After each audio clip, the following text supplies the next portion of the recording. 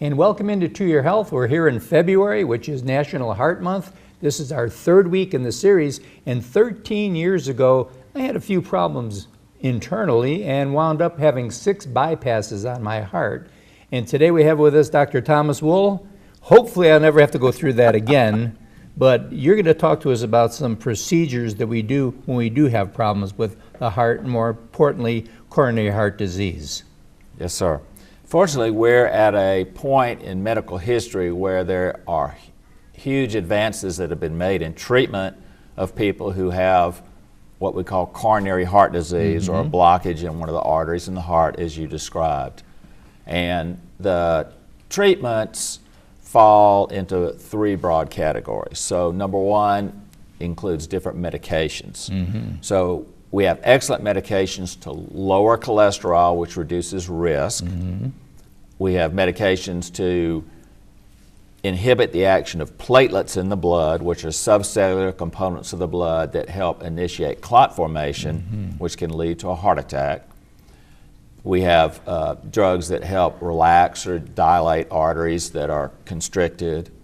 We have clot busters that could be given in the setting of a heart attack. So just a huge number of drugs that we can use to help treat the problem. Now, oftentimes drugs may not be completely sufficient, and we talked in the last segment about a heart catheterization, which is a procedure that lets us take pictures to see a blockage. So let's say we've done that and we find a narrowed spot in an artery. What do we do about it? The options at that point would be between what we call PCI or angioplasty or bypass surgery. So angioplasty is, of course, what I do in my practice. So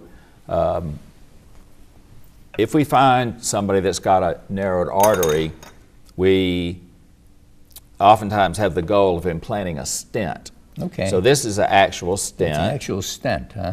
And you can see that it's a metal tube, but it's not solid metal. It's more like a chain link fence. So you wonder, well, how can you get something that big into the body? Like a scaffold.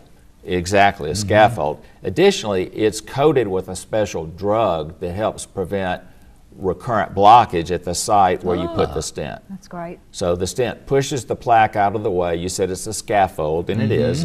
It supports the wall of the artery and gets the plaque away so the artery's not narrowed anymore, and then the drug helps keep the blockage from coming back. So again, how do we get such a big thing into the body?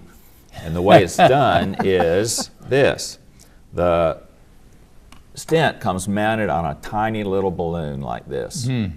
Okay, so this is what we call a guiding catheter, so it's positioned in the artery that we need to treat, and then we very carefully feed the stent delivery balloon all the way through the catheter and on down into the artery that needs to be treated. There it came out the other so side. It comes out here, and then we would inflate the balloon. That expands the stent, and then we deflate the balloon and remove it, leaving the stent in the artery. That inside. Exactly. Okay. So this would actually go over the balloon portion. Yes, this thing would be mounted on the balloon and made very small. And then the balloon pushes it out, and then it attaches itself. That's correct.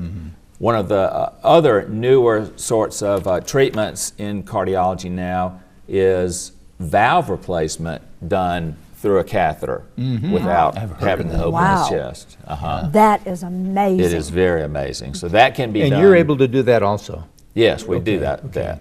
Right. But that is a procedure that uses an animal valve, usually from a pig, also mounted on a stent, made small, put on a balloon, put in place, expand the balloon, pushes the disease valve out of the way, and leaves the new valve. If this is coated with a drug, what's the duration of viability for a stent? How long That's a great question. Because in my practice, I think a lot of people misconstrue the longevity of a bypass with that of a stent. If a stent is going to develop recurrent blockage, it's almost always in the first 2 to 4 months after it's implanted. Okay. And for a bypass, the patency we say is, around 10 years. Okay. So, so there's a big difference in the long-term beneficial effects of the two. Okay, but if I had the stent, how long could I expect for that to be functional for me? A year, 2 years? Well, again, if it's open 4 months after it's implanted, And it works. it'll probably be open the rest of your life. Oh, now that's wonderful. That's wonderful. And the drug coatings that we have just revolutionized the field because they make the chance of a recurrent blockage around 10% or less. That's amazing. I think one of the takeaways for me, and I would assume for our audience, is that a lot of what holds you back from treatment is fear, really. Well, and when yeah. you understand it's not like the old days where you go in and you're split wide open and it's ages, and there's been so much. Seriously, Thanks. no, but I mean, I resemble that remark. But that's true. I'm fine. It used to be awful, Right. and what you're saying, Dr. Wool, is that we have come so far that it's just amazing what can be done. That's true. So don't have any fear No. about going to get fixed. Right. Well, thank you for this, and we're going to have you come back to end our series next week by talking to people about let's not make it happen. Let's keep a healthy heart. Thank Just you. remember this, if you have any symptoms or signs, don't play around with it. Go immediately to emergency room or get to your doctor. We'll be right back right after this.